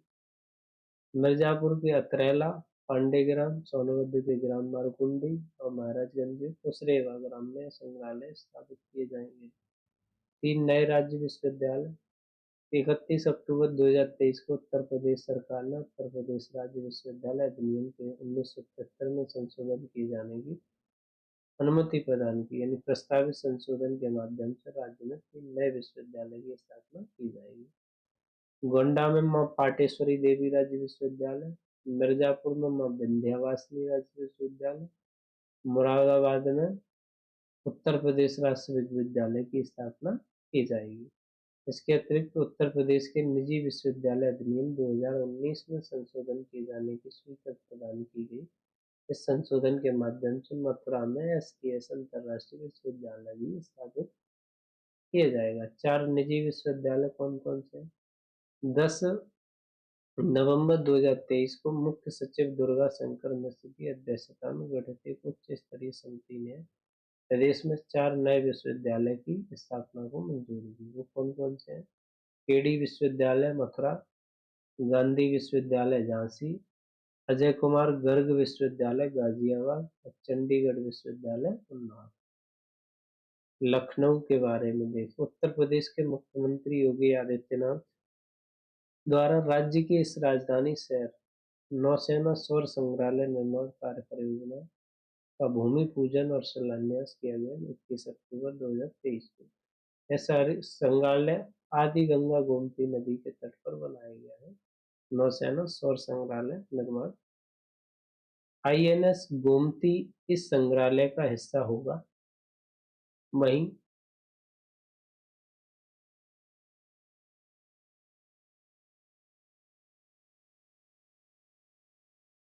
केंद्रीय मंत्री गिरिराज सिंह द्वारा उत्तर प्रदेश के इस राजधानी शहर अमृत महोत्सव के 50,000 ग्राम पंचायतों में डिजिटल लेनदेन को बढ़ावा देने के लिए समर्थ अभियान की शुरुआत की, यानी 25 मई 2023 को। गोरखपुर मुख्यमंत्री योगी आदित्यनाथ द्वारा इस जिले में प्रस्तावित पशु चिकित्सा विज्ञान विश्व महाविद्यालय के निर्माण के संबंध में विस्तृत रिपोर्ट का अवलोकन 18 अक्टूबर 2023 को किया गया। यह पशु चिकित्सा विज्ञान महाविद्यालय मथुरा के पंडित दीनदयाल उपाध्याय पशु चिकित्सा विज्ञान विश्वविद्यालय एवं गो अनुसंधान संस्थान से संबंधित होगा। वहीं यह महाविद्यालय पूर्वी उत्तर प्रदेश, पश्चिमी बिहार और पड़ोसी देश नेपाल के पशुपालकों के लिए सर्वदा उपयोगी होगा। कौशाम्बी उत्तर प्रदेश के इस जिले में भगवान बुद्ध की 51 फीट ऊंची प्रतिमा स्थापित की जाएगी। मिशन महिला सारथी। उत्तर प्रदेश में मुख्यमंत्री योगी आदित्यनाथ द्वारा अयोध्या जिले के इस मिशन का शुभारंभ किया गया। महिला मिशन सारथी 22 अक्टूबर 2023। मुख्यमंत्री ने 51 साधारण BS6 बसों को हरी झंडी दिखाकर रवाना किया। इस मिशन के प्रतीक का अनावरण किया गया। मिशन शक्ति के चौथे चरण के अंतर्गत शुरू की गई मिशन के तहत उत्तर प्रदेश सड़क परिवहन निगम बसों में चालक और परिचालक महिलाएं होंगी। आनंद डेयरी, अमेरिया पजोरा और BH एम्ब्रियोस के मध्य समझौता। उत्तर प्रदेश के मुख्यमंत्री योगी आदित्यनाथ और ब्राजील के राजदूत केनेथ नोब्रेगा की उपस्थिति में लखनऊ में इन तीनों कंपनियों के मध्य समझौता ज्ञापन पर हस्ताक्षर किए, जो कि 9 नवंबर 2023। इस समझौते ज्ञापन से उत्तर प्रदेश में दुधारू पशुओं के पोषण एवं प्रजनन उपयोग की जाने वाली उन्नत तकनीक के माध्यम से दूध उत्पादन में वृद्धि का मार्ग प्रशस्त होगा। और अमजोरा पंजोरा BH एम्ब्रियस ब्राजील की दो बड़ी कंपनियां हैं। हर बच्चे के लिए हर अधिकार अभियान। उत्तर प्रदेश में छात्रों के लिए समान अवसर सुनिश्चित करने हेतु पावर एंजल और बाल संसद के नेतृत्व में इस अभियान की शुरुआत की गई। इस अभियान का विषय था लैंगिक समानता और देखभाल और समर्थन पर केंद्रित है। पहला सोलर एक्सप्रेसवे। बुंदेलखंड एक्सप्रेस को उत्तर प्रदेश के पहले सोलर एक्सप्रेस के रूप में विकसित किया जाएगा। इसी के साथ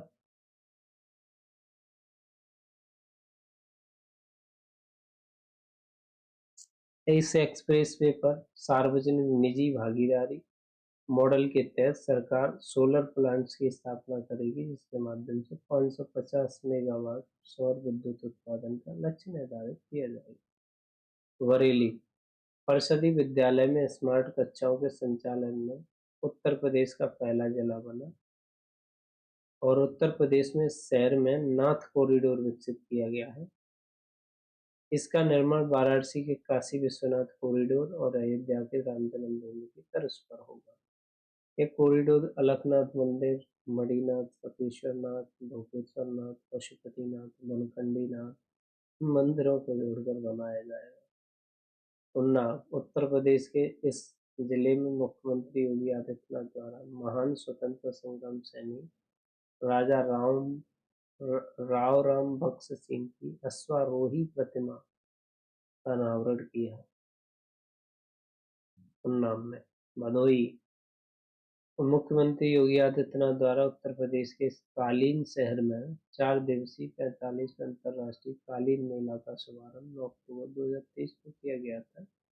यह कारपेट एक्सपो मार्ट, कालीन निर्यात संवर्धन परिषद एवं भदोही जिला प्रशासन द्वारा 8 से 11 अक्टूबर 2023 के मध्य आयोजित किया गया। मुख्यमंत्री ने कारपेट बेल्ट से निर्मित कालीनों की विशिष्ट पहचान के लिए ब्रांड कालीन को लोकार्पण। गाजियाबाद उत्तर प्रदेश के इस शहर में स्थित हिंडन वायु सेना स्टेशन में अपनी तरह की पहली ड्रोन प्रदर्शनी सह प्रबंधन यानी भारत ड्रोन शक्ति 2023 का आयोजन किया गया। इसका आयोजन भारतीय वायुसेना और ड्रोन फेडरेशन ऑफ इंडिया द्वारा संयुक्त रूप से किया गया। इस प्रदर्शनी के उद्घाटन के बाद पहले C-295 MW परिवहन विमान को भारतीय वायुसेना में औपचारिक रूप से शामिल किया गया। यह विज्ञान HS-748 एब्रो विमान की जगह लेगा।